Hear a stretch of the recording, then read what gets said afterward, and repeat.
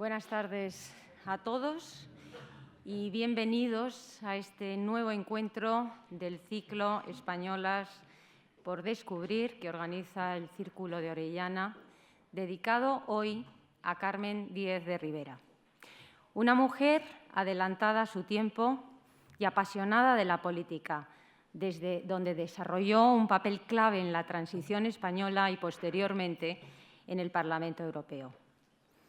El Círculo de Orellana ha querido recordar, tras 20 años de su fallecimiento, ahora en el mes de noviembre, la faceta profesional de quien siempre actuó con pasión, criterio e independencia.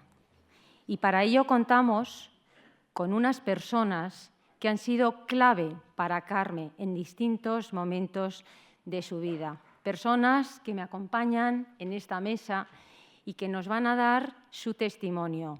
Y por eso quiero agradecerles muy especialmente su presencia aquí esta noche. Querida Paca Sauquillo, querida Sweety Quintana, Rafael Fraguas y querida Ana Romero. Muchísimas gracias a los cuatro por acompañarnos, pero además de acompañarnos porque durante estos meses, o incluso más que meses, ¿verdad, Ana?, desde que empezamos a pensar en este encuentro, he visto en ellos, he podido compartir muchísima ilusión y emoción por este encuentro. Gracias a ellos conoceremos su actividad política, la de Carmen, y conoceremos más de su gran personalidad. Hoy seré más breve que habitualmente porque no les voy a presentar yo, son muy conocidos, pero será Ana Romero después, cuando yo finalice esta breve introducción, quien les presentará y además coordinará con ellos esos testimonios que nos van a presentar. Pero además de ellos también hay otras personas en la sala que aportarán más testimonios. Rafael Ansón, Rosa Boceta o Máximo Gutiérrez, entre otros. Y sé que en la sala también hay más, pero eso lo iremos viendo en el coloquio. En primer lugar, me van a permitir que dedique, como hago siempre, unas palabras de agradecimiento al Instituto Cervantes por su implicación en nuestro programa, porque esa implicación nos permite llegar cada vez más lejos. Y además lo hacemos de la mano de una institución que es símbolo de prestigio y excelencia del español de nuestra cultura. Como bien saben, la forma de actuar del Círculo de Orellana es dando visibilidad al talento femenino, poniéndolo en valor y divulgando. Y lo hacemos con programas que nos permiten actuar desde el pasado hacia el futuro. Las orellanas estamos convencidas que a través de ellos generaremos referencias en los más jóvenes. En estos ciclos, en Españolas por Descubrir, damos visibilidad a muchas mujeres que nos precedieron y que, pese a sus dificultades, fueron capaces de seguir hacia adelante con valentía, con pasión, con esfuerzo y con compromiso, y pese a ello, muchas veces quedando en el olvido. Nosotras, las orellanas, y quiero decir que hoy además estamos muchísimas, estamos como 20, y eso me encanta y os agradezco porque es la razón de que estemos nosotros aquí, todas ellas. Pues nosotras, las orellanas, somos parte de la sociedad civil y estamos convencidas que tenemos un cometido. Y me atrevo a decir, pese a que yo no conocí a Carmen Díez de Rivera, no la conocí personalmente, algo que me hubiera encantado, pero que ese cometido yo creo que a ella le hubiera gustado, quizás porque Carmen fue una de las primeras grandes defensoras de la importancia de la sociedad civil. Y aunque ya voy a ir finalizando para cederle a Ana la palabra, antes querría dedicar unas palabras a unas personas que de alguna manera hoy no pueden estar con nosotros por razones, unas de salud, otras de agenda, pero que durante estos meses también han colaborado con todos nosotros para que este encuentro se pudiese producir. Ellos son Catalina Garrigues, Alicia Bleiberg, Rosa Conde, Ana Palacio, Marcelino Oreja e Íñigo Méndez de Vigo. También quiero agradecer muy especialmente a la familia de Carmen que nos acompaña. Sois muchos, no os voy a nombrar, pero queridas Sonsoles, muchísimas gracias por estar hoy con todos nosotros y sobre todo por la confianza que has puesto siempre en el Círculo de Orellana. Y por supuesto al público, el público que nos sigue. También quiero agradecer, porque para mí es impresionante que cada mes estéis con nosotros, nos sigáis y estéis en esta sala. También quiero agradecer a los que están en la sala de videoconferencia, nos están escuchando, y a todos los que van a escuchar esto a través de las redes sociales o de los canales YouTube del Instituto Cervantes o del Círculo de Orellana. Hoy, durante estos días, ha habido más de 1000 personas que han querido asistir a este encuentro. Lo hemos visto a través, pero claro, eso ha sido absolutamente imposible. Por tanto, creo que somos muy afortunados todos los que estamos hoy aquí. Y ya sin más, le cedo la palabra a Ana Romero. Gracias.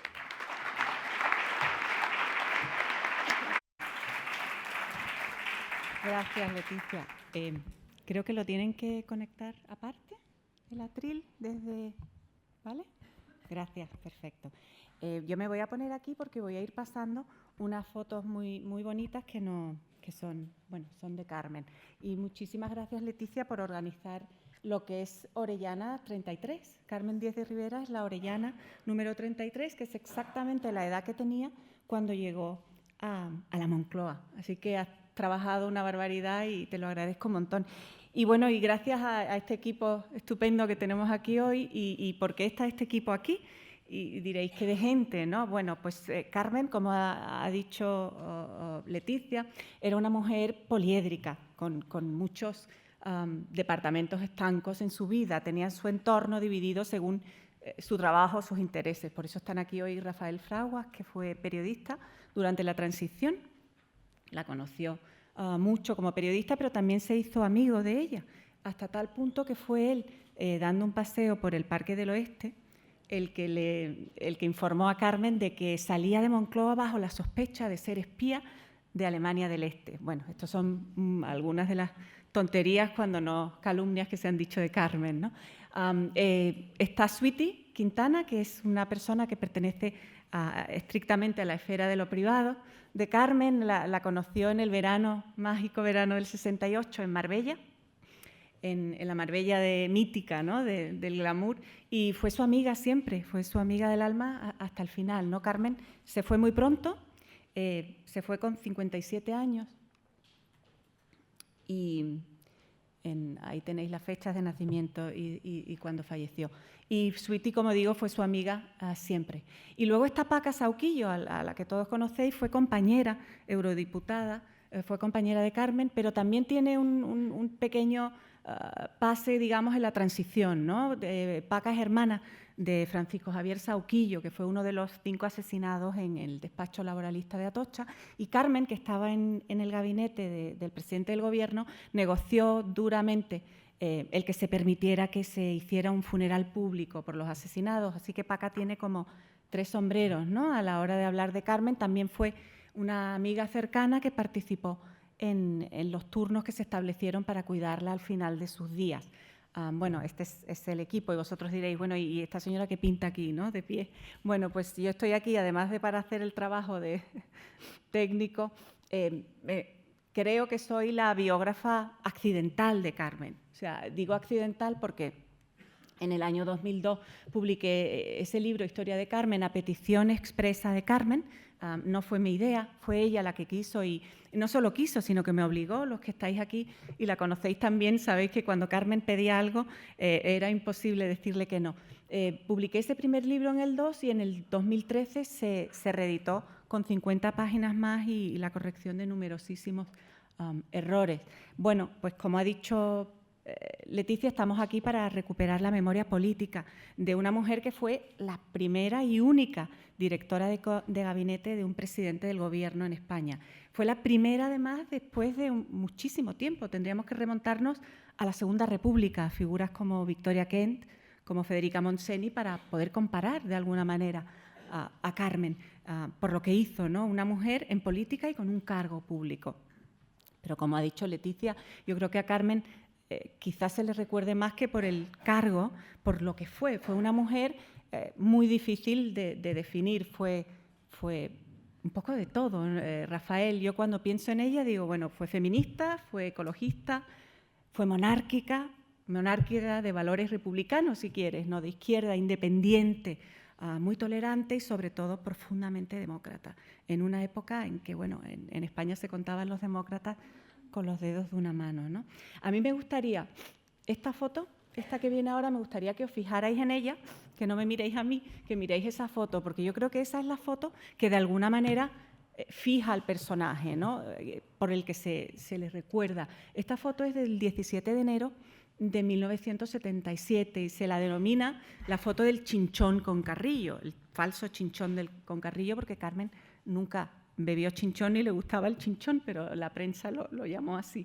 Y esta foto tiene mucho valor porque fue la primera vez desde la Guerra Civil que un alto cargo del Gobierno de España se reunía con Santiago Carrillo, que no era solo el líder del Partido Comunista fuera de España, sino que era para la, no sé qué parte, pero para una parte muy importante de España, era un asesino.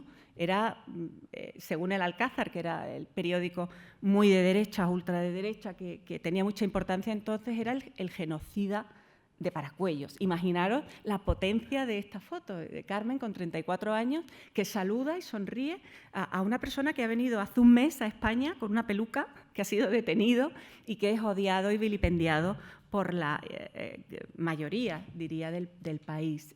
La foto tiene un inmenso valor porque Carmen no lo hizo como gesto anecdótico, o sea, no lo hizo sin pensar. Carmen sabía que para que la democracia española estuviera homologada en Europa necesitaban legalizar el Partido Comunista y sabía también que solo con el apoyo de Carrillo a la monarquía y a la bandera España sería una democracia europea y el rey sería el rey de todos los españoles, que es el objetivo, uno de los objetivos primordiales de Carmen. Bueno, a partir de ahí, de esa foto, se desencadena la tormenta. O sea, de puertas para afuera, bueno, empiezan los anónimos, diría insultos, pero insultos en la calle y dentro de la oficina, ¿no? También. Pero sobre todo, lo que se desencadena ese día es una tormenta de puertas para adentro. ¿Por qué? Porque ella hace unas declaraciones a Diario 16 en las que dice que no se va a presentar, ni ella ni el presidente del Gobierno se van a presentar a las primeras elecciones democráticas en junio de 1977. Todavía, bueno, España ni siquiera había celebrado elecciones. ¿Por qué ese es peor, entre comillas, que reunirse con Carrillo? Porque desencadena una tormenta con Adolfo Suárez, que todavía no había dicho que se iba a presentar y que estaba en ese momento organizando la UCD, la Unión del Centro Democrático. Bueno, esta, digamos, es la foto por la que se conoce a Carmen. Ahí está Rafael Ansón, en el centro Adolfo Suárez y Carmen en el gabinete. Cuando ella llega, quizás Rafael Ansón quiera luego, cuando Leticia se lo pida, dar su visión de Carmen, ¿no? Escribió un libro en el que la nombra muy cariñosamente. Bueno, en el gabinete, después de esa tormenta, digamos, Adolfo Suárez le ofrece ser subsecretaria, le ofrece ser ministra, le ofrece la orden de Isabel la Católica. Son todos pequeñas prebendas, si quieres, para que Carmen se enamore del cargo político y entre un poco, como decía ella, en vereda, ¿no?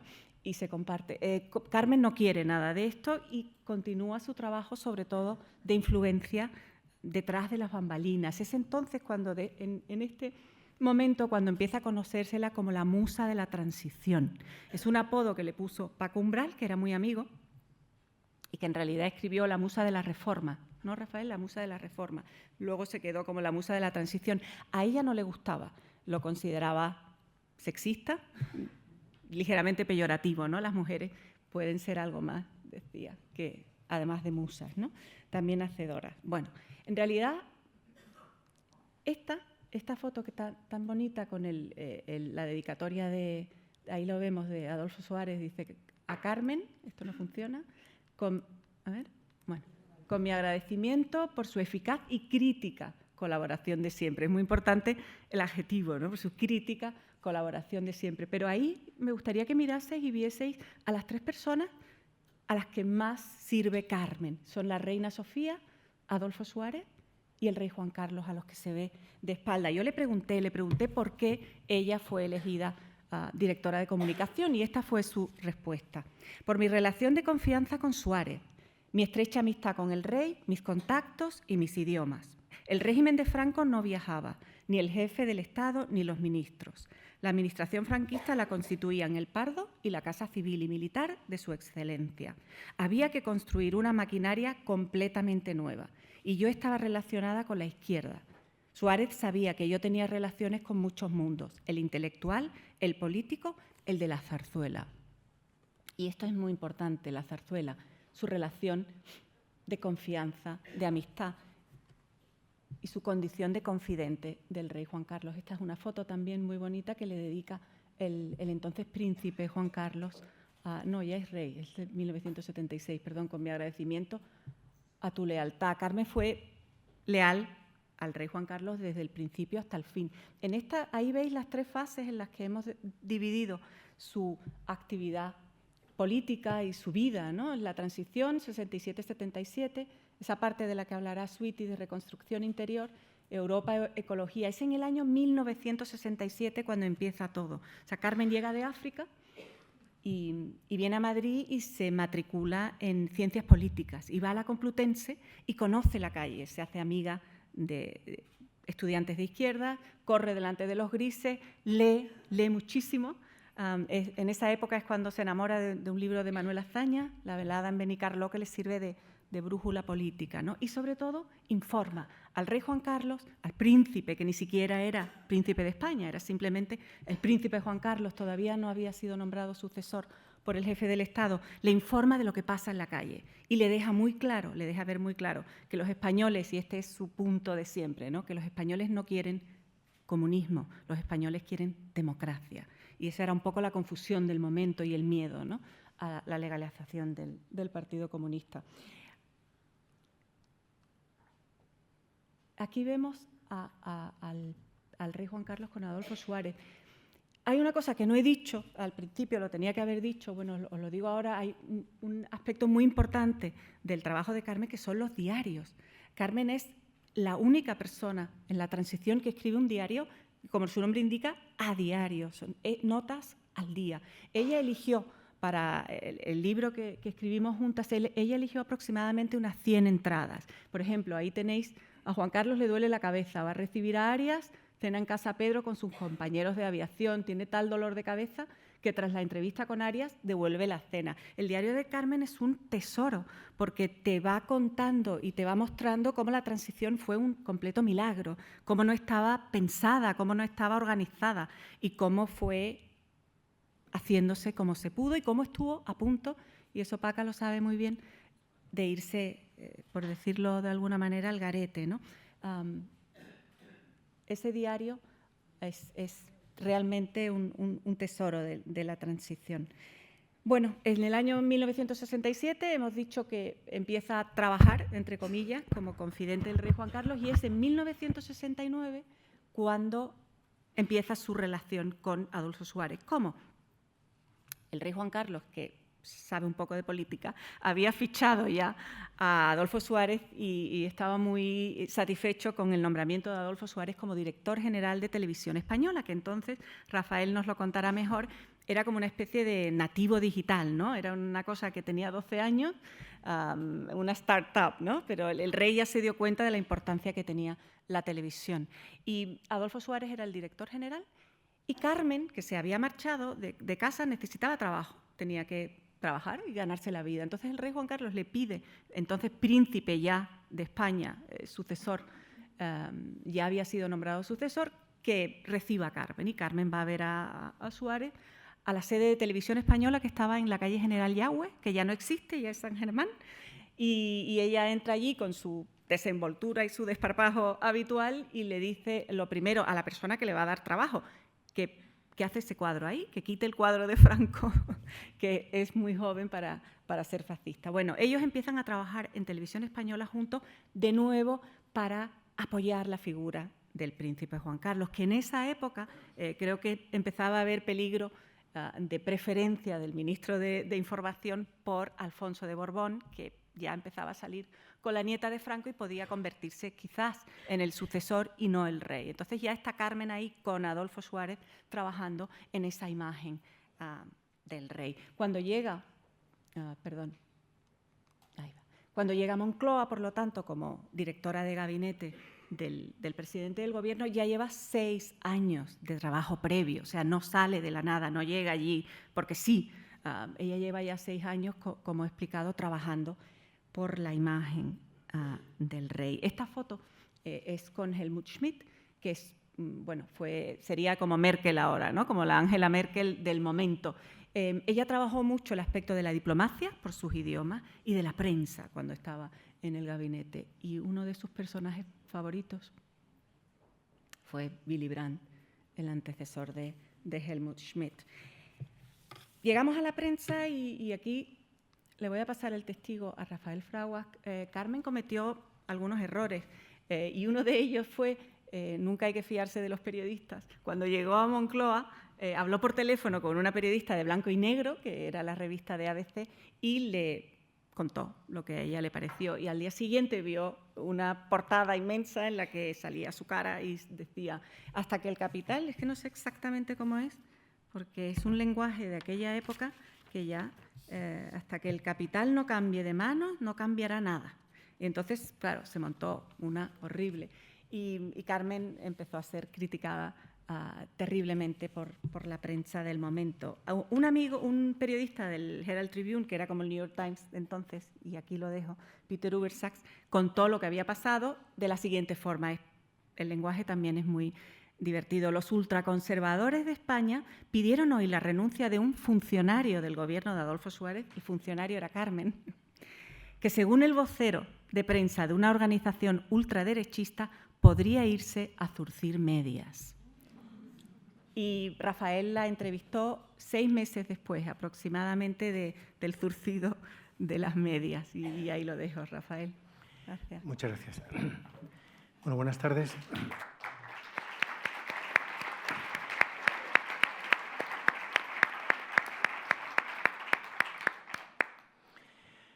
Bueno, muchas gracias a las Orellanas por rescatar para la historia de las mujeres españolas la figura de Carmen Díez de Rivera, que fue mi amiga intermitente durante 23 años.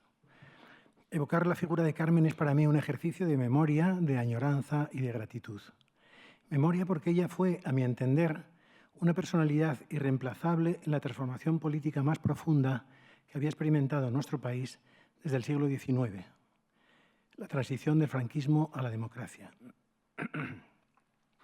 Añoranza porque hoy echamos de menos una figura de concordia y de consenso como lo fue entonces ella, de manera tan preclara y valiente. Y gratitud por los esfuerzos, padecimientos y exclusiones personales que asumió generosamente en su compromiso por contribuir a la instalación en España de un sistema de libertades democráticas que no existía. Perdónenme que acuda a la primera persona. Conocí a Carmen en 1976 durante la hechura de una entrevista para El País, periódico en el que yo trabajaba entonces. Ella había sido compañera de clase de mi hermana Bolale en el Colegio de Jesús María de la calle Juan Bravo. Mi hermana me había hablado de su inteligencia y de su carácter amable, algo introvertido, durante la adolescencia que compartieron en las aulas. Cuando acudí a la entrevista al llegar al edificio de presidencia donde Carmen se desempeñaba como jefa de gabinete del presidente Adolfo Suárez, lo primero que me dijo fue: Rafael, discúlpame que abra un poquito la ventana de este despacho porque esta casa, presidencia del Gobierno, huele todavía un poco a guiso. Esto es textual. Recuerdo también que llevaba un pantalón vaquero rematado por una cenefa dorada, elegante y muy hippie, que contravenía frontalmente las costumbres de entonces vigentes relativas al atuendo femenino en los altos despachos de los ministerios. Aquella entrevista fue en verdad esclarecedora. Una mujer ubicada en el escalafón administrativo apenas a un latido del jefe del Gobierno de España se declaraba abiertamente feminista y con sensibilidad medioambiental, Estamos en 1976. Admitía la pervivencia de la lucha de clases en la historia. Criticaba el pensamiento reaccionario. Consideraba una parte del patriotismo al uso como mera imitación seguidista de pensadores franceses y subrayaba que, si se planteara en referéndum, ella votaría a favor de legalizar el Partido Comunista. Este partido, al que yo pertenecía, se hallaba entonces aún prohibido y en clandestinidad. Pese a ello, contaba con una muy amplia presencia de masas en los movimientos obrero, estudiantil, vecinal, de mujeres e incluso entre el clero progresista. El PC dirigía con empuje buena parte de estos movimientos, pugnando por conseguir para España las inexistentes libertades democráticas, sindicales y la amnistía, entre otras reivindicaciones. Tras aquella entrevista nació una sólida amistad política entre nosotros. Creo que ella quiso convertirme en una especie de Pigmalión político que la orientara por los vericuetos de un mundo, el de la izquierda, que ella desconocía. En Carmen se daba una característica muy singular. Su modo de aproximarse a la realidad no consistía únicamente en partir de lo inmediato y particular para acceder a lo general, esto es, actuaba inductivamente, como el sistema patriarcal suele imponer a las mujeres, a las que acostumbra este sistema patriarcal a alejar de las actividades, digamos, generalistas como la política, la religión, la filosofía o el arte.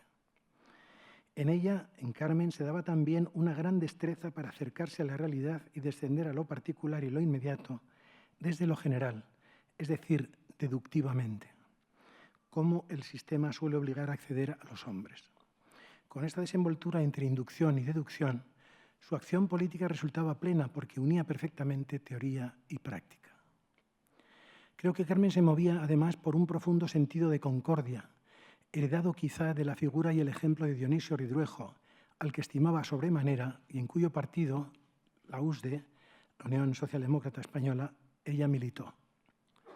Era consciente de la clase a la que ella pertenecía, la aristocracia, de sus privilegios y las tribulaciones que había causado a la sociedad española. Sin renunciar nunca a su origen y consciente de la necesidad política de establecer puentes y alianzas entre clases sociales que habían sido antagónicas y se habían enfrentado a sangre y fuego en una cruel guerra civil, Carmen percibió que resultaba imprescindible, entre otras medidas de reconciliación, la legalización del Partido Comunista de España, como decisión inesquivable de una democracia que entonces empezaba a alborear desde las calles. Si bien hasta el último momento ni Adolfo Suárez ni el rey Juan Carlos se mostraron partidarios de la legalización del PC, como ella me reveló, Carmen, que ejerció como consejera áulica de ambos, luchó hasta el final para hacerles ver que la consunción del régimen de Franco y su impugnación social desde las fábricas, las aulas y la iglesia exigía una nueva legitimidad y una nueva legalidad democráticas. Y para conseguirlas era necesario basarlas primero en la concordia y luego en el consenso entre las principales fuerzas políticas. Entonces el Partido Comunista era la fuerza hegemónica de la izquierda española, con mayor presencia en la vida social y política de nuestro país. De este modo, Carmen se convertiría en adalid de una razón de Estado, supremo interés estatal, que pedía a gritos cristalizar la concordia entre españoles mediante pactos políticos duraderos, los mismos que han procurado a nuestro país 4 décadas de estabilidad institucional y muchos avances sociales y políticos, pese a los grandes problemas que todavía nuestra democracia afronta. Creo sinceramente que Carmen fue en sí misma una metáfora de la transición política en España. En su persona y su obra afloraron también elementos de aquel profundo cambio, como la reinvención, la renuncia, el compromiso y el pacto, todo ello impregnado por una sed incesante de concordia capaz de cicatrizar las heridas de un pasado político tan atroz como superable. Ella demostró que cabía en verdad superarlo y dedicó todos sus esfuerzos a conseguirlo a costa de asumir muchos riesgos, amenazas y descalificaciones. Recuerdo que me enseñó un artefacto desconocido entonces que guardaba en un rincón de su bolso. Era el primer spray antiasalto que llegó entonces a España para defenderse de posibles ataques. Quiero subrayar que, en mi opinión, su feminismo, su conciencia ecologista, su crítica contra el colonialismo que había conocido en Costa de Marfil, su militancia socialista, su simpatía por el comunismo y el compromiso con tantas causas nobles, Tenían un hilo conductor que las vinculaba estrechamente y era un enorme respeto por la igualdad del género humano, fruto de una espiritualidad acuñada por ella en una sincera y profunda clave cristiana que siempre le acompañó. Para concluir, quiero contar una anécdota que todavía me emociona. Pocos días antes de morir, a finales de 1999, telefoné a Carmen al Hospital de San Rafael, donde pasó sus últimas horas. Le dije que quería visitarla y verla. Ella me respondió: estoy muy fea y no quiero que me veas así. Me inundó la tristeza y entonces le propuse: bueno, tengo mi guitarra conmigo, ¿no? ¿Puedo cantarte una canción? Y me dijo: sí, cántame La Internacional. Conmovido por la pena, canté como pude ese himno comunista. Al terminar me dijo: prométeme una cosa, Rafael. Dije: lo que quieras, Carmen. Prométeme que seguirás luchando por tus ideales. Lo prometo. Adiós, Rafael. 3 días después, Carmen murió. Un silencio conmovedor presidió su incineración. Como quiera que había personas mucho más cercanas a ella que yo, no me atrevía a evocar allí un verso que me hubiera gustado pronunciar entonces y que ahora, ante ustedes, les pido permiso que me permitan hacerlo en honor a Carmen. Es muy brevecito. Dice así: no logrará la muerte jactarse de ensombrecer tu recuerdo cuando pervivas en versos inmortales. Muchas gracias.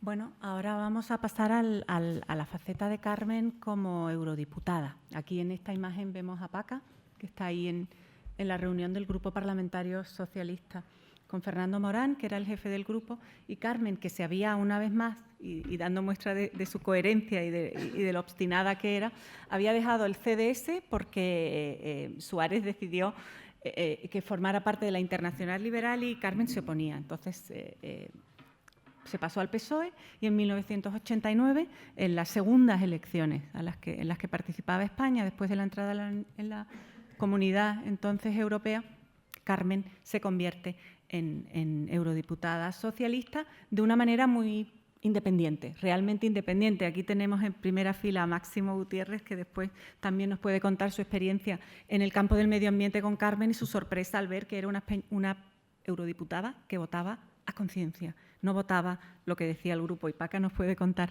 los problemas que eso conllevó. Gracias, Paca. Bueno, pues muchísimas gracias por haberme invitado el Círculo Orellana y decirles a ustedes que ya se han dicho algunas cosas que yo no conocía de Carmen. O sea, yo a Carmen la conocía perfectamente, como casi todo el mundo, a través de los medios de prensa, pero la actuación de Carmen en los acontecimientos desgraciados del 24 de febrero del 77, en donde fue el atentado de Atocha, yo no la conocía. O sea, yo luego, ella me contó el papel que había tenido y en ese sentido, pues yo efectivamente me creo que ella jugó un papel importante, porque fue un momento muy difícil en España y efectivamente pues la organización del entierro fue a cargo del Colegio de Abogados y del entonces decano Antonio Pedro Ríos, pero es verdad que el gobierno estaba timorato, diríamos, no sabía qué hacer, tenía miedo y no, la familia realmente no tuvimos contacto. Ella me contó, pero eso fue contado por ella, o sea, yo no la conocía y me lo contó años después. Yo creo que efectivamente el avance, aparte de lo que Carmen hizo, pues efectivamente fue el entierro desgraciado de las 5 personas que habían sido asesinadas y de las 4 personas que habían quedado heridas, ¿no? Entre ellas mi cuñada y mi hermano que fue asesinado. Entonces yo creo que ese entierro tan masivo fue uno de los acontecimientos importantes para legalizar al Partido Comunista y darse cuenta del papel que había jugado el Partido Comunista.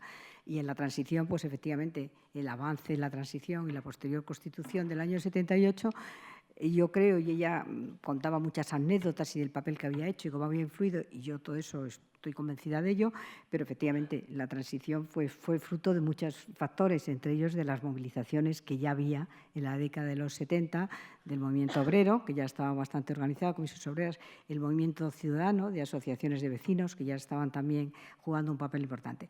Yo a Carmen la seguía, Carmen tuve más contacto con ella a partir de esa foto que ustedes ven ahí, aunque anteriormente ella me había llamado en algunas ocasiones porque ella siempre defendía a lo que consideraba débil, y si consideraba que había una persona que le podían quitar de un puesto, y eso fue, me acuerdo, con Fernando Morán, pues ella inmediatamente llamaba a decir, bueno, ¿cómo que vas a ir tú en vez de Fernando Morán? O sea, ella defendía siempre yo diríamos a los que ella consideraba que podían estar en ese momento siendo perjudicados.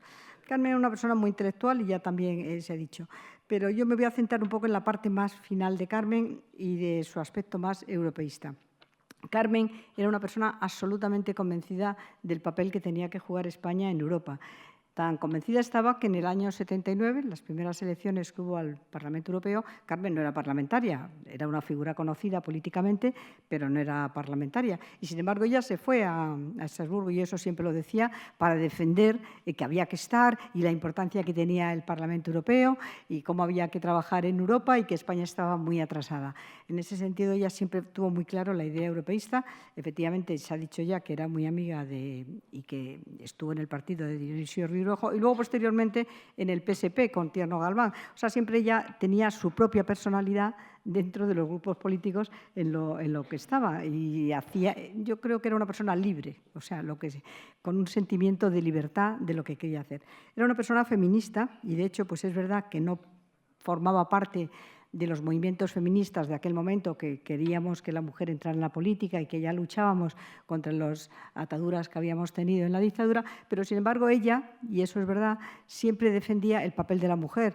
De hecho, bueno, pues yo creo que su historia es parecida, si queréis, a la mía, en el sentido de que ella leyó, y lo dice en algunas declaraciones que hizo, pues a Simone de Beauvoir, la mística de la feminidad, y eso lo impulsaba a decir el papel que tenía que haber de la mujer española, que estaba muy atrasada. Y en declaraciones de ellas, pues se considera que era una persona que luchaba por los derechos de la mujer. Pero lo que estaba muy claro es la idea que tenía ella de que España tenía que entrar en Europa, y veía Europa como, y es verdad que lo veíamos quizá mucha gente de mi generación, que era el campo de las libertades, el campo de la libertad y del feminismo para las mujeres, y en ese sentido ella fue muy premonitora. Estuvo el primero en las elecciones desde 1987 con el CDS, en una candidatura que la verdad es que era una candidatura que fue muy interesante, porque iba en cabeza Mayor Zaragoza, una persona que tiene mucho prestigio y que también tenía una idea muy clara, y la sigue teniendo porque por suerte vive, para el tema de Europa. Estaba Punset con ella en esa candidatura también, y estaba, no sé quién más estaba, pero bueno, estaba también la hija de Ruy Jiménez. O sea, era una candidatura bastante potente, la del CDS, que fue al Parlamento Europeo en el año 87.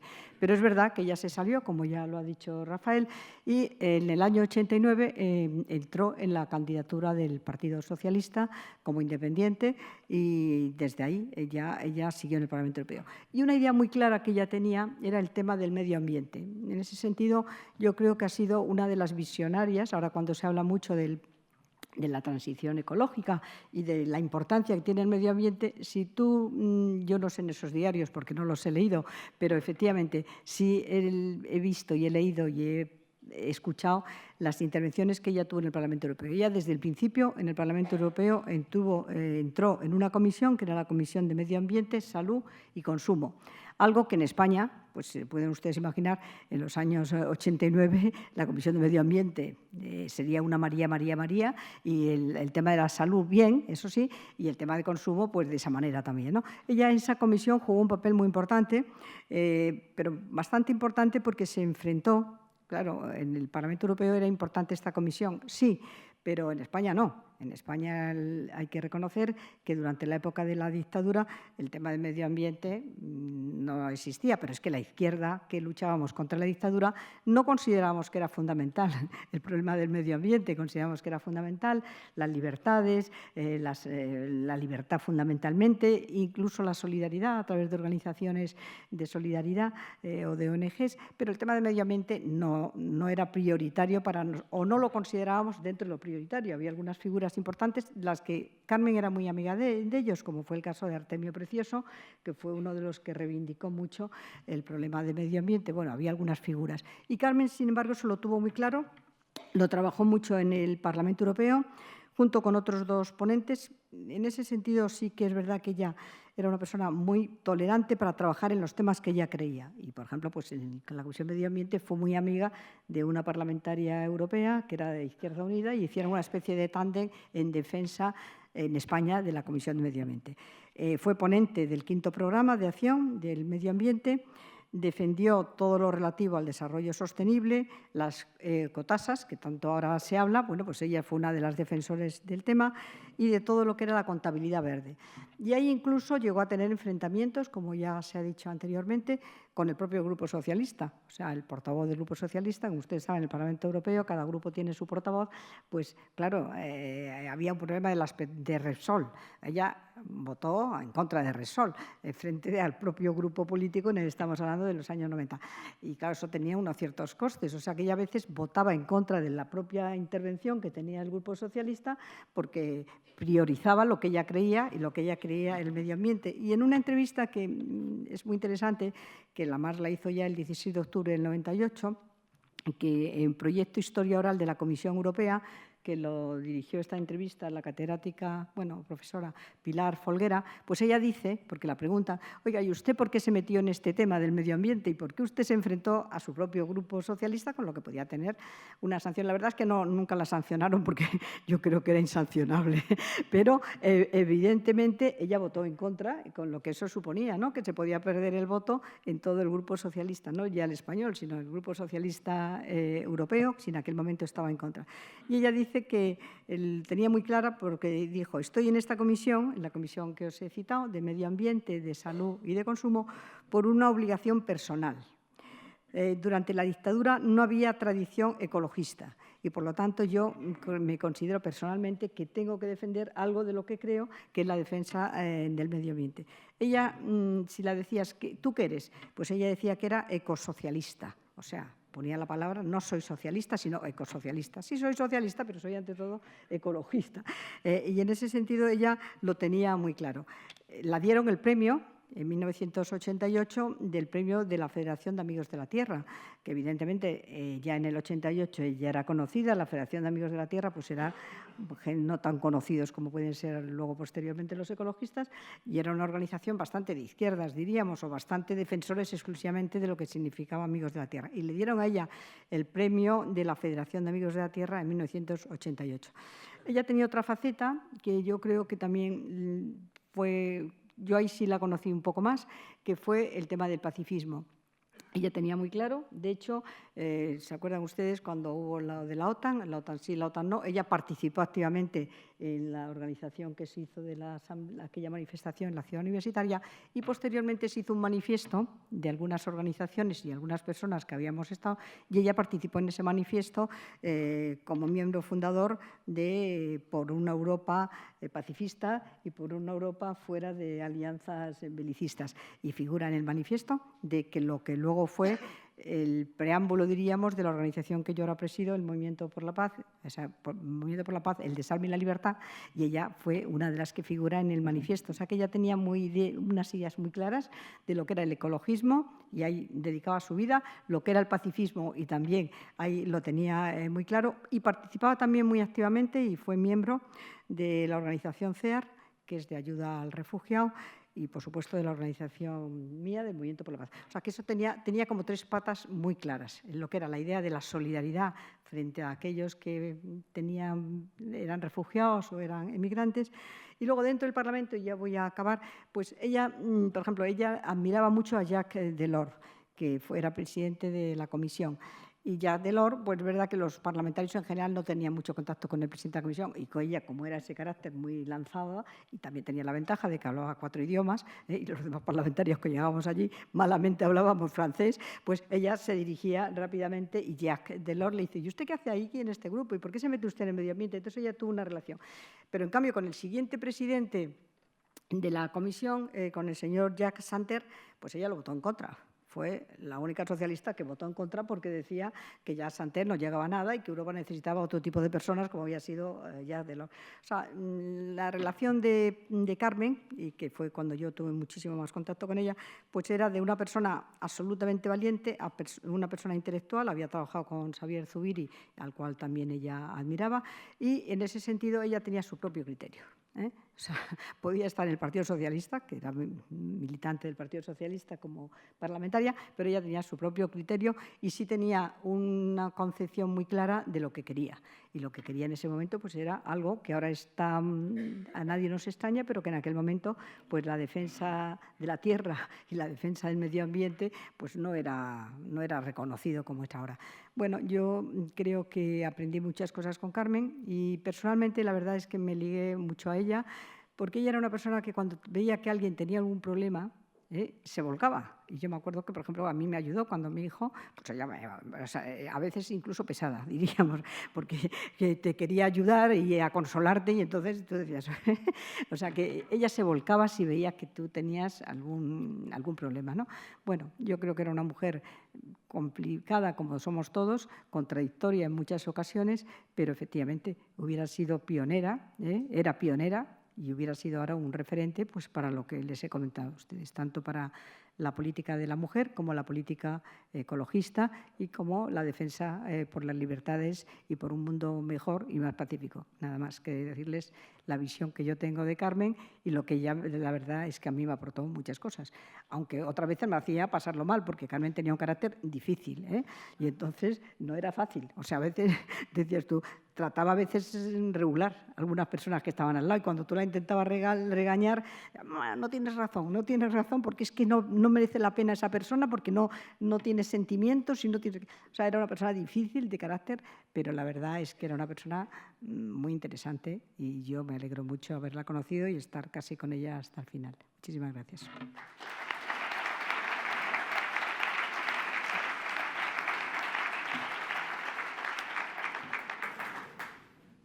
Bueno, ahora pasamos a otro aspecto completamente diferente. Antes visteis que poníamos la vida de Carmen del 67 al 77, la transición, y hay un salto en el que aparece, digamos, en Europa, ¿no? En medio hay una etapa que hemos llamado de reconstrucción interior. Ella acaba agotada después de la transición por motivos claros, ¿no? Después de todo el trabajo que desarrolló y de lo vilipendiada que fue, ¿no?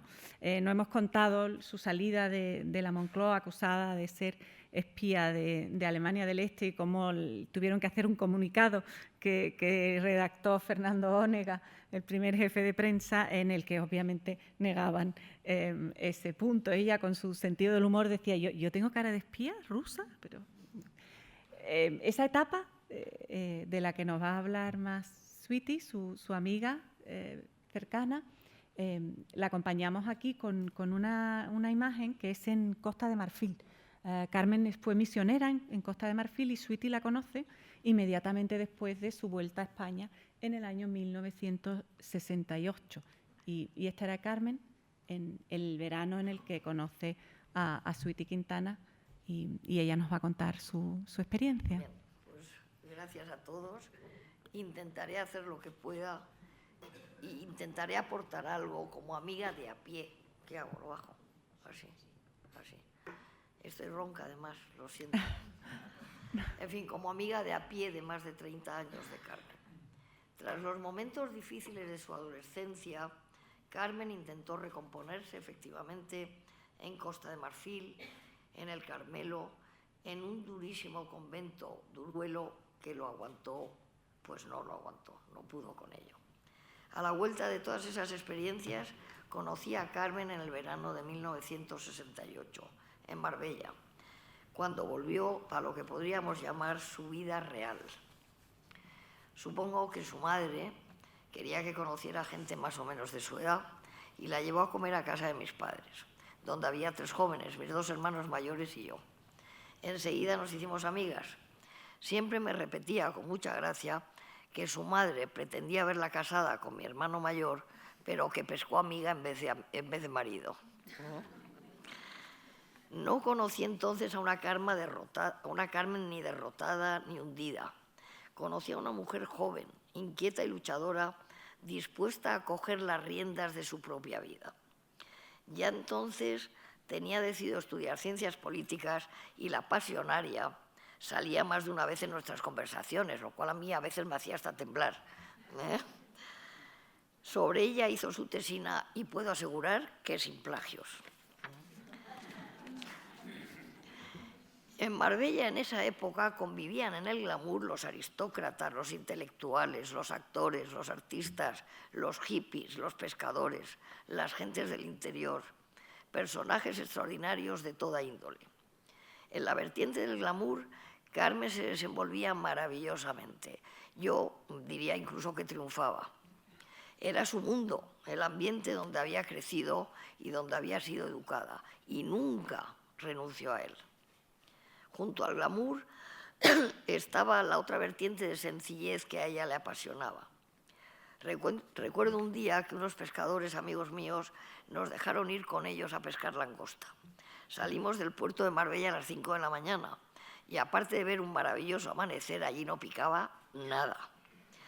Volvimos al puerto y acabamos tomando carajillos con nuestros amigos pescadores. No sé ni cómo pudimos volver a nuestras casas. Luego estaban los hippies con sus collares y cinturones, las excursiones a los pueblos y sobre todo el mar, siempre el mar. Disfrutaba con todo. Ese verano entabló una gran amistad con Cayetana, duquesa de Alba, amistad que siempre se mantuvo.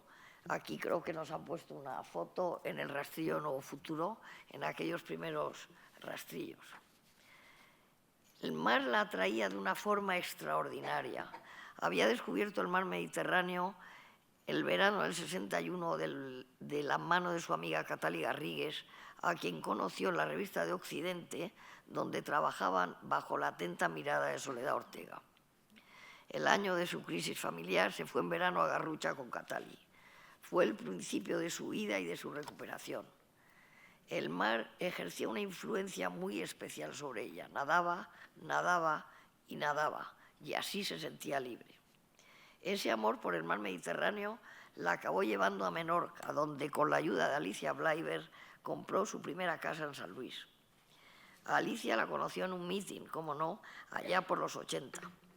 A los 2 días la llamó al Colegio de los Rosales, de donde era directora, y se hicieron amigas. Siempre fue un gran apoyo para Carmen. Alicia era hija del poeta Germán Bleiber y eso le gustaba muchísimo a Carmen. Necesitaba estar rodeada de personas inteligentes y cultas. Alicia fue una de sus albaceas. Ya afincada en San Luis, conoció a Leonor Hernández Pons, farmacéutica de San Luis. Se hicieron amigas y Leonor le ayudó muchísimo en su conocimiento de la isla y de sus gentes. Leonor permanecería a su lado hasta el final, con una generosidad extraordinaria.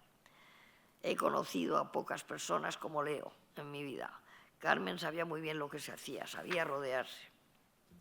Si he hablado de todas estas amigas de a pie que la acompañaron en su vida, es para destacar una faceta muy curiosa de su personalidad. Era capaz de hacer muy buenos y fieles amigos que mantendría hasta la muerte. Pero curiosamente a todos nos mantuvo en compartimentos separados y estancos. Allí nadie sabíamos el uno del otro. Es como si cada momento o etapa de su vida fuera solo de ella, con sus circunstancias y sus amigos. Solo al final, cuando se supo tocada de muerte, abrió esos compartimentos y nos encontramos todos en torno a ella. Del compartimento político salieron 2 grandes mujeres que me entusiasmó conocer, Paca Sauquillo, que está hoy con nosotros, y Rosa Conde, que desgraciadamente no ha podido venir. Fue estupendo compartir aquellos tiempos con vosotros, Paca. De ese mismo compartimento salieron Íñigo Méndez de Vigo y su mujer María Pérez de Rasti. Íñigo era eurodiputado y sobrino suyo, lo cual de alguna manera le legitimaba para aplaudir a su tía en sus intervenciones, aun cuando fueran de distinto signo político. Ambos la ayudaron muchísimo y se mantuvieron siempre a su lado. Íñigo fue también albacea. Recuerdo muy bien los turnos que organizábamos entre su hermana Sonsoles, su familia y sus amigos para que nunca estuviéramos solos. Después de este inciso volvemos a los años 70, cuando, insisto, había tomado las riendas de su vida. Viene su carrera de ciencias políticas, su tesina, Suárez, más Suárez, en fin, su vida política que terminaría en la Eurocámara. Yo no creo que fuera de ninguna ideología ni partido determinado. Creo que era de ella misma y de su propia ideología. Solo buscaba el sitio donde sentirse más cómoda para conseguir sus objetivos. El objetivo que siempre tuvo más claro fue sin duda la necesidad de legalizar el PC. Y sin duda tenía razón. Luchó por ello con uñas, con dientes, incluso con el abanico. Recuerdo que me llamó una noche diciéndome que comprara el periódico por la mañana sin falta. ¿Pero por qué? ¿Qué pasa? Tú cómpralo, me ordenó, evidentemente.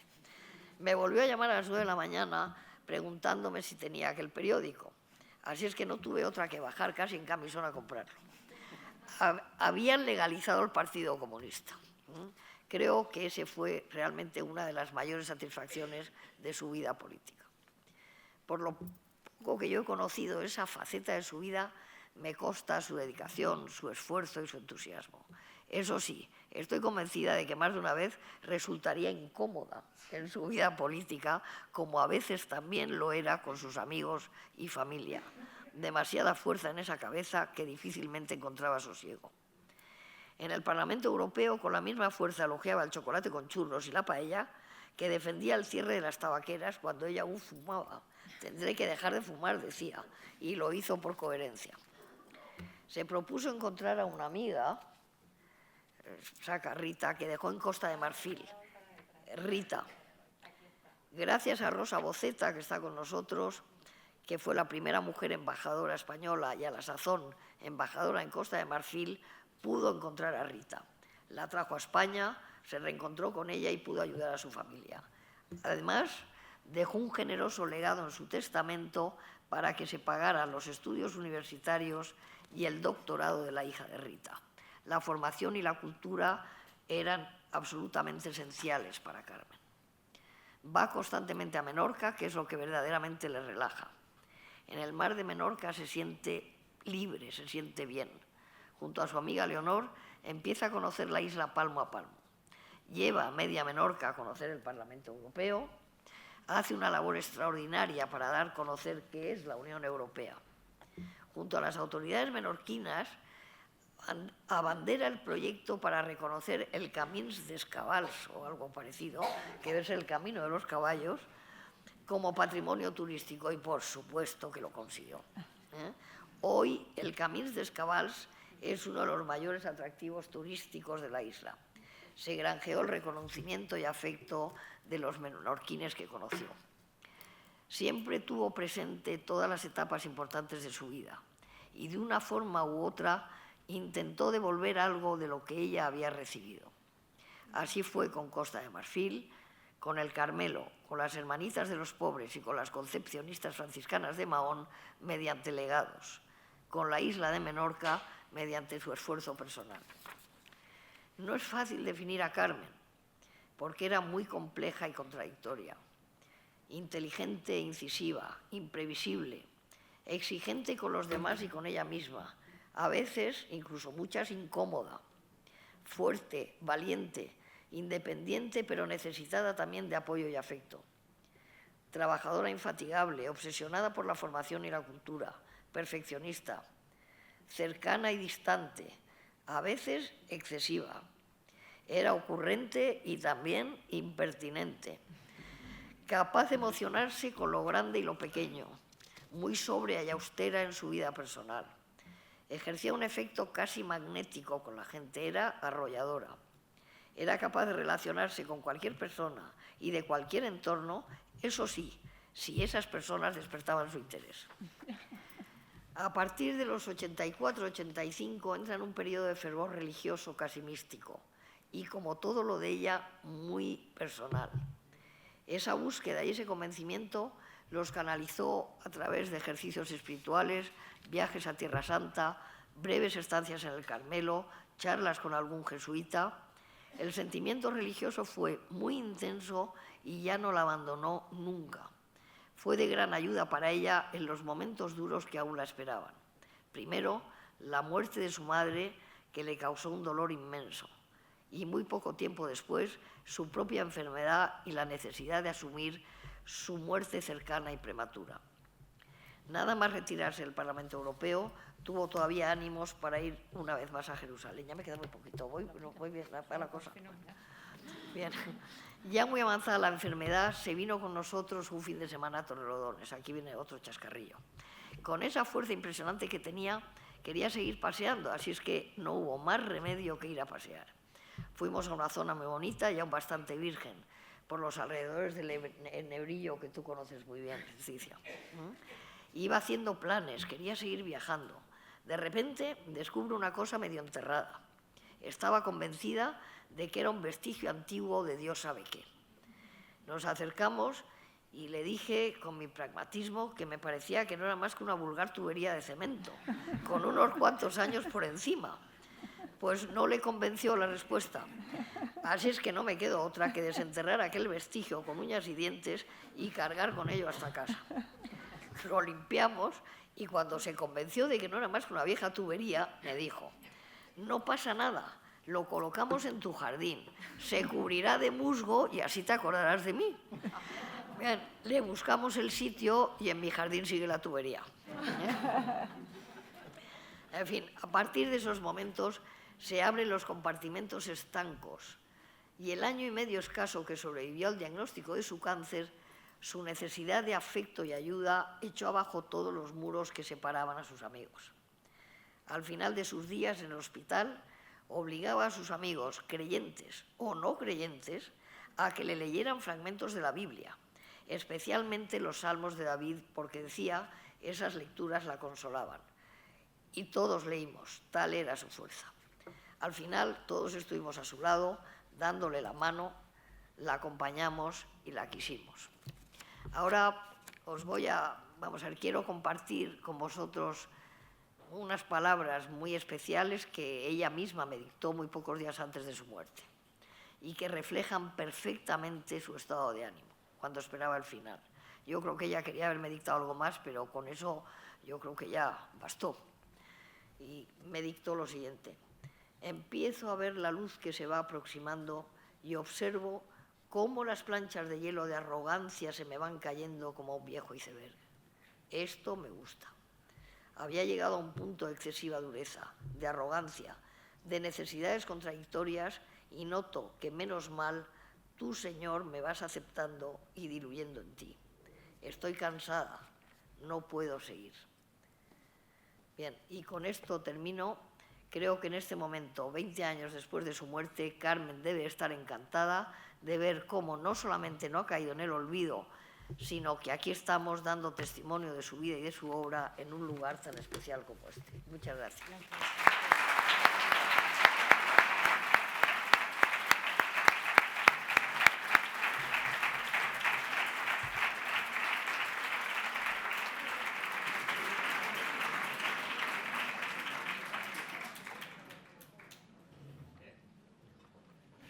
Bueno. Muchas gracias a todos. Realmente ha sido muy emocionante escucharos. Yo, si me vais a permitir, antes de dar la palabra a algunas de las personas que están aquí, me gustaría leer algo de una de las personas que justamente no ha podido estar, pero que le escribió Marcelino Oreja cuando ella falleció, el obituario del 30 de noviembre del año 99. Toda muerte es siempre una sorpresa y un sobresalto. La muerte de una persona amiga, y más aún si es de nuestra generación, nos inquieta y nos coloca en primera fila de la vida y en la orilla de la muerte, que empezamos a sentir como una posibilidad que amenaza nuestra existencia. Se nos ha ido Carmen, una mujer de fuertes convicciones, de sólidas creencias, firme en los principios, apasionada en la defensa de sus argumentos, contraria a los convencionalismos, dispuesta a romper cualquier acomodo que no fuera dictado por su conciencia y su compromiso con la justicia, la verdad y la libertad. No fue nunca una amiga cómoda, complaciente, contemporizadora. Despreciaba la mediocridad y la hipocresía. Fue intransigente con los tibios, con los vacilantes, con los incapaces de arriesgarse por una gran causa. Quiso vivir la solidaridad con ejemplo y con entrega. Su fe profunda, que jamás ocultó, su entrega a las causas nobles, fueron la guía que le acompañó siempre desde su juventud hasta su muerte. Fue fiel a una imagen que ella misma se creó en sus años tempranos y era consciente de que esa imagen rompía los moldes estrechos de un entorno social con el que no se conformaba y que quería rasgar para que nadie confundiera su imagen con su vocación genuina y auténtica. Pero dentro de esa imagen, a veces rígida, intransigente, distante, latía un corazón volcado a los demás, atento hacia los más necesitados, inquieto por ayudar al prójimo. Su gran pasión fue la política, pero jamás sacrificó sus convicciones a su vocación. Prefirió mantenerse en los principios, aunque tuviera que sufrir incomprensiones y hasta desprecios. La muerte de Carmen nos abre un inmenso vacío, porque no es habitual en nuestro entorno encontrar caracteres como el suyo, pero su recuerdo permanecerá siempre vivo como el de una persona noble que se entrega a los demás por encima de conveniencias y egoísmos. Marcelino Oreja.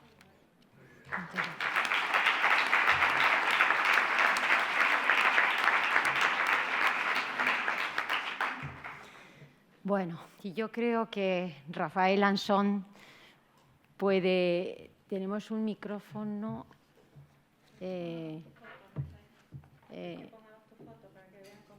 ¿Dónde está el micrófono? Nos falta un micrófono inalámbrico que nos van a traer ahora mismo. En el atril, si quieres subir al atril, o como quieras, sí. Sí, no, lo están trayendo, no sé por qué no está, pero bueno, ahora mismo. Está un poco cambiado, ¿eh? Aquí viene el micrófono, Rafael. Perdona. Ya lo traen, ¿eh? Bueno, ya lo tienes ahí.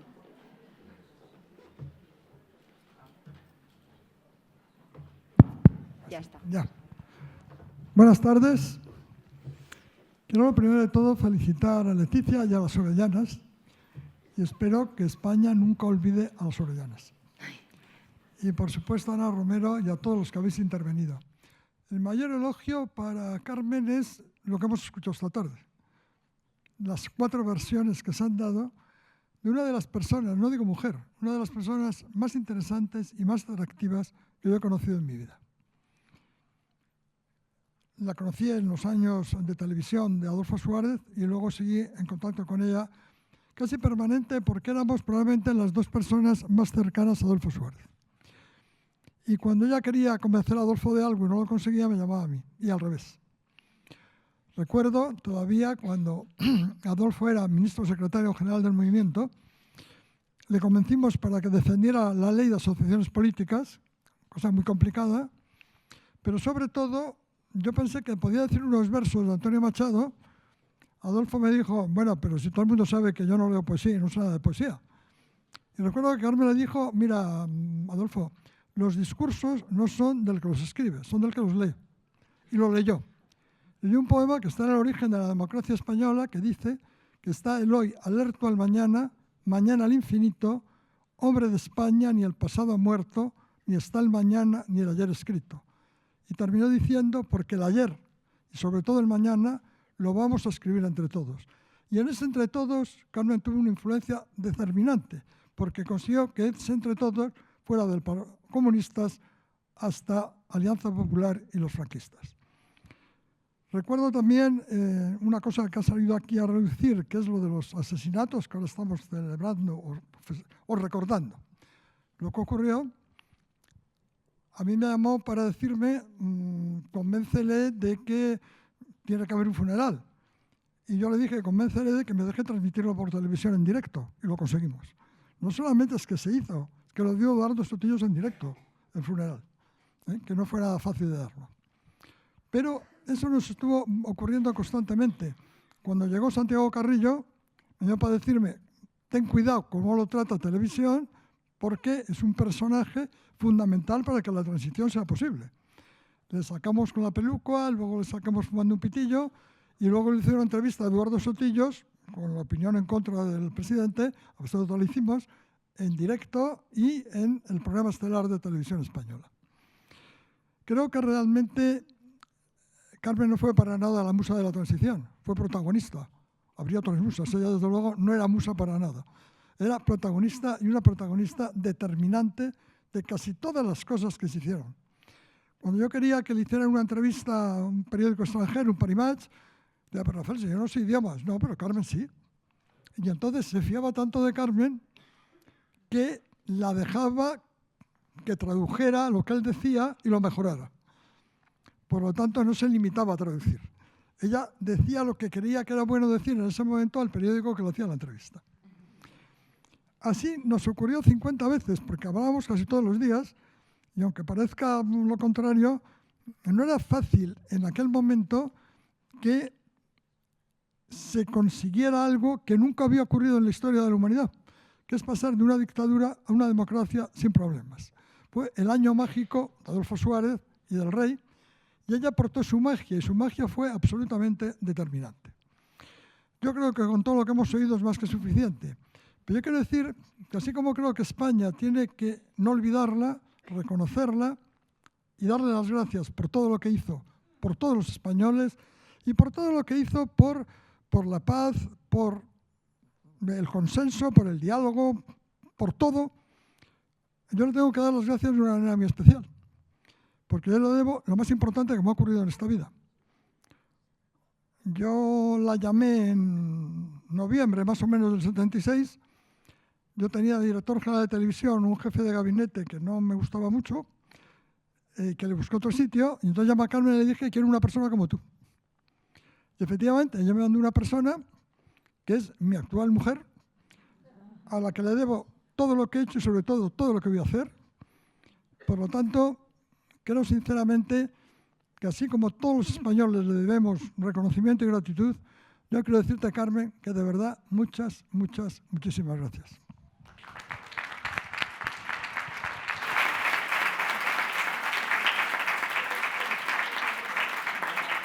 Rafael, gracias Rafael, muy precioso. No sé si Rosa Boceta quiere... Está aquí. Rosa... ¿Le pasáis el micro, por favor? Rosa Boceta, sí. Bueno, yo querría... ¿Esto no está abierto? Sí, se te oye. Gracias. Se te oye. Yo querría aquí decir muy brevemente, porque se han dicho tantas cosas y tan bonitas de Carmen, que realmente lo único que me confirma es que todo eso ha enriquecido aún más todavía su personalidad y su manera de ser. Para mí Carmen era una gran amiga y una gran profesional, y su profesionalidad la demostró en todo momento, a pesar de su carácter y de sus características. La demostró tanto como cuando estaba como directora del gabinete de Suárez, como posteriormente en el Europarlamento y como parlamentaria. Carmen, mi opinión, después de todo lo que se ha oído, que yo conocía y admiraba, yo creo que también se puede decir que no fue bien comprendida. Fue comprendida por algunas personas en aquella época, por bastantes, pero no en absoluto por la masa, digamos, del pueblo español. Y no fue comprendida por una razón, porque tenía una gran personalidad, tenía mucho carácter y, sobre todo, destacó. Y además era una persona que era capaz de luchar y de hacer lo que fuera posible, y eso lo han demostrado todas las personas que han hablado de ella, con tal de llevar a cabo y de poner en práctica sus principios y su manera de pensar. Y eso verdaderamente en aquellos momentos y ahora todavía sigue siendo bastante difícil.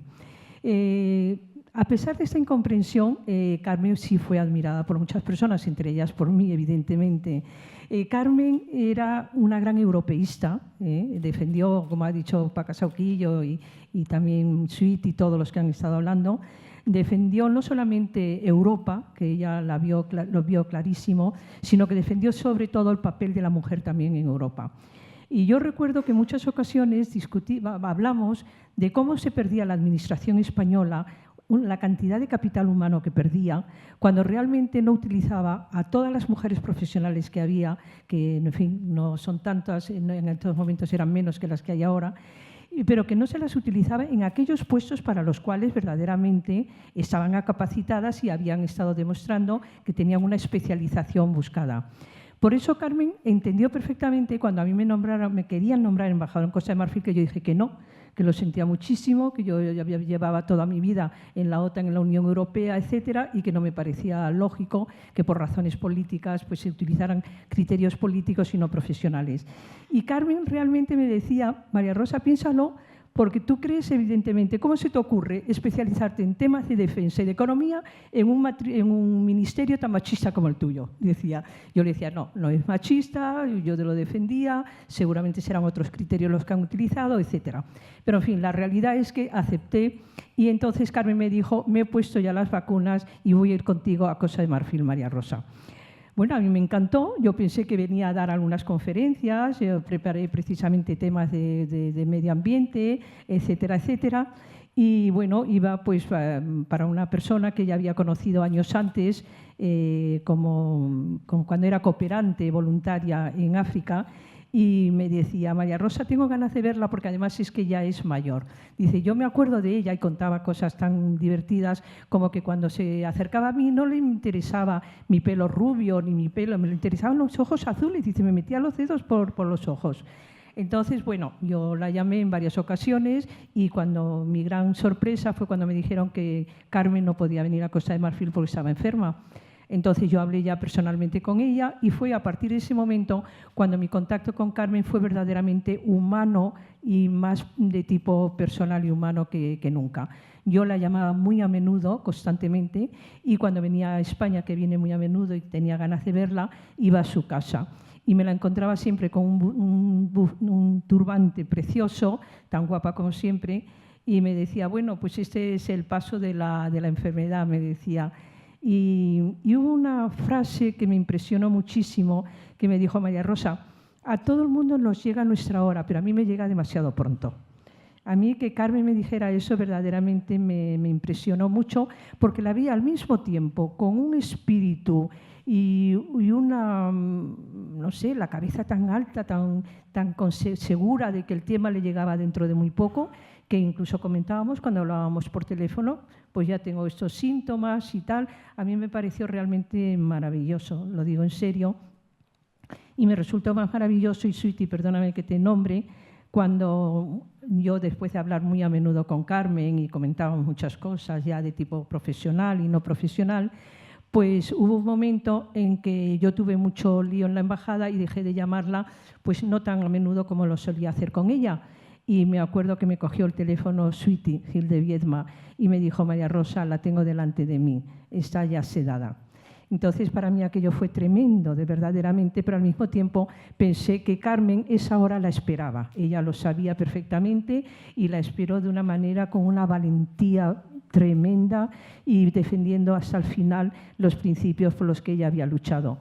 Así es que por eso yo considero que esto ha sido un acto maravilloso para Carmen, para su familia también, para su familia y pues, sobre todo para la niña esta que ella, bueno, pues en fin, le dejó un futuro bastante positivo y más que nada para demostrar el carácter íntegro de Carmen hasta sus últimos momentos. Muchas gracias y Carmen, gracias por tu ejemplo.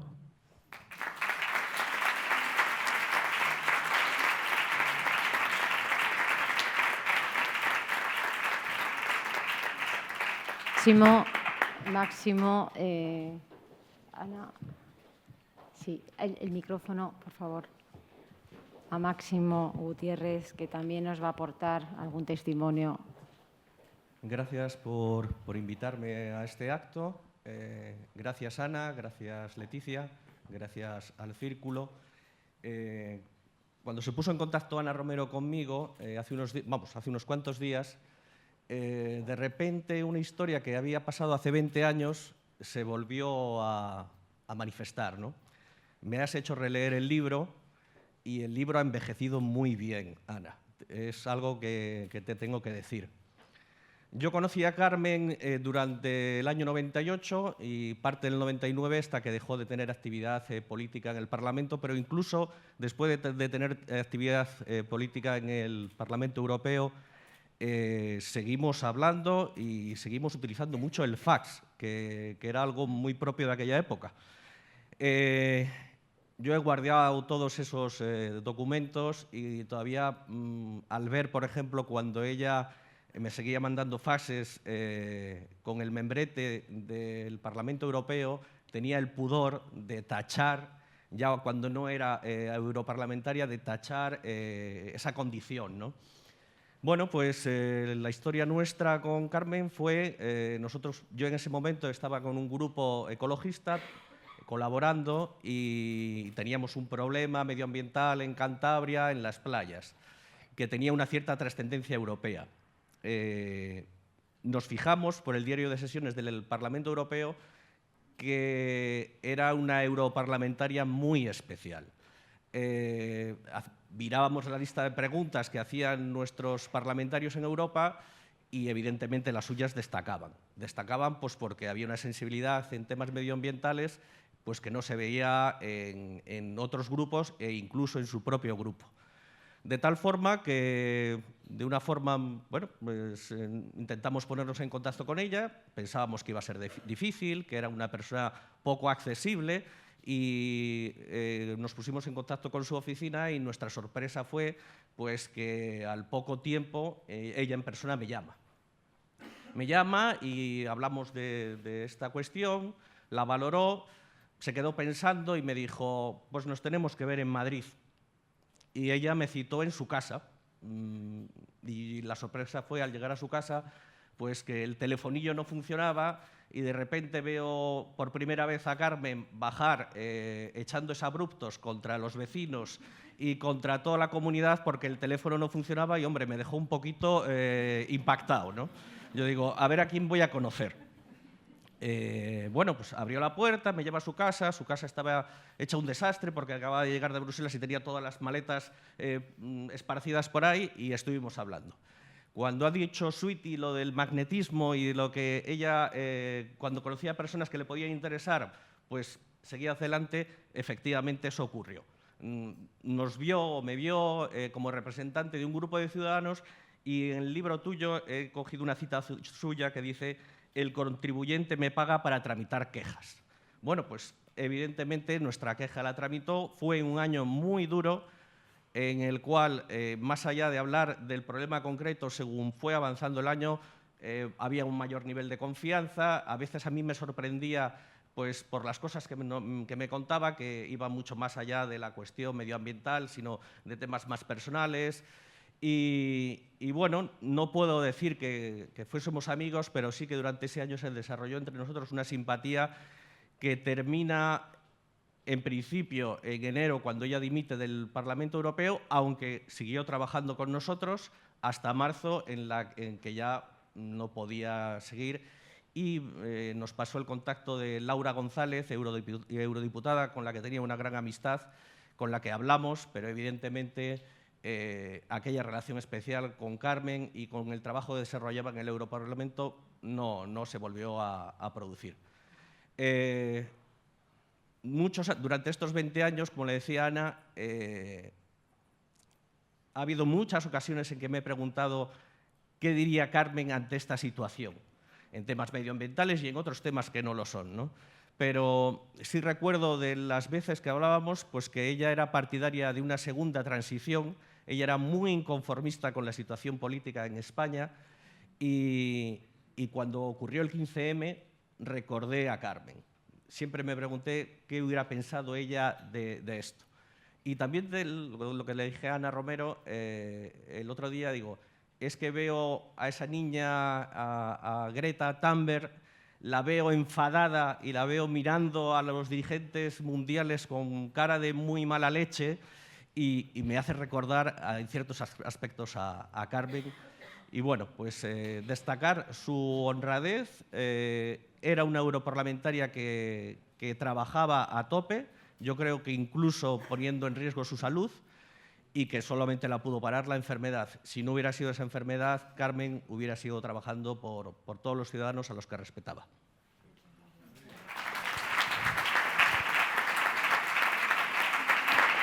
Isabel, ¿quieres...? Rosa, no sé si... Isabel, ¿quieres...? Ya tenemos muy poquito tiempo, no sé si hay alguna pregunta, Pero si no, Isabel, no, yo solo quería que nos contases esa anécdota de esa camiseta que la hemos visto. Yo solo lamentar no haber sido amiga de ella. La conocí en el 68. Creo que no hay partido político que exprese bien cómo era Carmen, por su trayectoria, porque la he conocido en otro ambiente. Creo que lo que es la igualdad. Carmen representaba la igualdad para todos. Que ahí puede entrar comunismo, marxismo, socialismo, es igual, la igualdad. Y creo que habéis hecho maravillosamente bien en hacer este acto, pero habría que hacer más. Creo que ha sido una persona tan importante que yo he comentado con 2 o 3 personas que iba a venir al círculo a hablar de ello, y cuando alguien me ha preguntado quién era Carmen Díaz de Rivera, me he indignado. Tiene que saber todo el mundo quién era Carmen de Rivera. Aquí se ha hecho, pero es muy importante. Ahora mismo sería importantísima en la política. Si hubiera muchas Carmen Díaz de Rivera, iría todo mejor, no solamente en España, en el mundo. El talante de Carmen Díaz de Rivera, por su trayectoria, aunque personalmente la he conocido en un ambiente distinto, como Sweetie. La he conocido en Marbella, cuando su madre, su maravillosa, la marquesa de Llanzol, que era amiga mía, como su hija, no he tenido la suerte de tratarla a ella, cuando hicieron una fiesta en el Hotel Don Pepe, que he traído las fotos la tarde, que la organizamos la marquesa de Llanzol y yo, benéfica, y ella está retratada. Eso, cuando sale siempre esa fotografía, es un traje entero que le pintó Antonio, porque se presentaba la baraja de Mingote, y entonces Sonsoles, la marquesa de Llanzol y yo organizamos una fiesta benéfica que se recaudó muchísimo dinero, todo eso está allí. Y entonces en esa fiesta he traído fotos, pero ya estaba pues Lola Flores bailando con Gina Lollobrigida en el Don Pepe. Eso fue y era un ambiente maravilloso en el que ella, como es lógico, y por su familia se desenvolvía bien, pero a pesar de eso se ha desenvuelto bien en todas las facetas. Gracias a vosotros por haber hecho esto. Muchas gracias, Isabel. Vamos a acabar, vamos un poquito justos de tiempo, no sé si hay alguien, pero antes, bueno, pues vamos a acabar, si no, con un vídeo. No hay ninguna pregunta, intervención. Bueno, pues entonces vamos a acabar con un vídeo que es cuando ella fallece. La presidenta del Parlamento Europeo le dedica unas palabras, Nicole Fontaine, y lo mismo que dos políticos españoles que están allí en ese momento en el Parlamento, Rafael Salafranca y Enrique Barón. Si nos podéis poner... La séance est ouverte. Je déclare reprise la session du Parlement européen qui avait été interrompue le vendredi 19 novembre 1999. Mes chers collègues, beaucoup d'entre vous sont des nouveaux collègues, mais je pense que, naturellement, tous les anciens collègues qui sont ici gardent le souvenir très fort de Carmen Díaz de Rivera. Et je dois aujourd'hui vous dire que vous vous souvenez qu'elle avait démissionné, elle s'est battue avec beaucoup de courage contre la maladie et elle est décédée hier. Je voulais vous dire que, vous savez, comme c'était une merveilleuse collègue.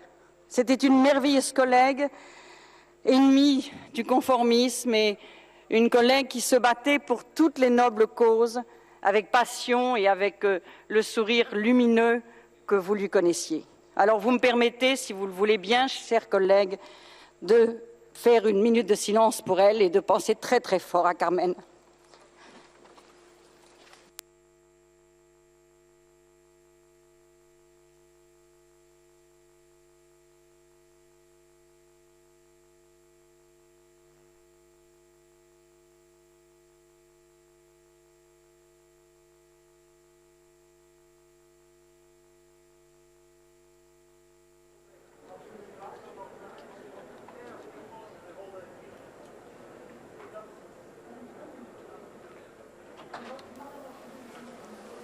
Je vous remercie. Monsieur Salafranca. Presidenta, yo quisiera decir